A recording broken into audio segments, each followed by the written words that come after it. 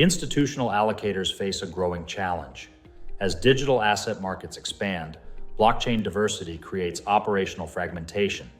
Each network has its own formats, keys, rules, and settlement rhythms. And for large allocators, this means rising complexity and unnecessary risk. Chain abstraction solves this.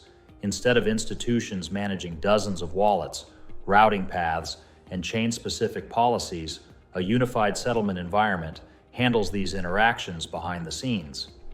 Allocators express intent once, and the abstraction layer standardizes identity, policy, and execution across every connected blockchain. Institutional activity now spans tokenized funds, collateral markets, permission chains, and exchange venues. Each requires separate custody setups, access models, and compliance pipelines. To maintain continuity, institutions build costly middleware. Chain abstraction removes this burden. No more managing keys, bridges, or routing logic. A policy engine enforces identity and compliance across all networks automatically. Institutional chain abstraction works through three coordinated layers. The access layer maps identity, manages roles, binds keys to policy, and performs pre-authorization checks. The Programmatic Execution Layer routes transactions across blockchains, applies compliance and portfolio rules, and generates chain-specific instructions. The Settlement Harmonization Layer synchronizes states, monitors finality, maintains audit logs, and resolves multi-chain commitments. Together, these layers create predictable, standardized workflows across heterogeneous networks.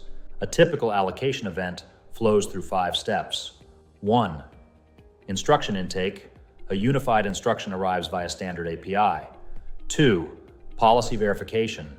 Limits, signers, compliance flags, and rules are checked. MPC signatures confirm authorization. 3. Routing and translation.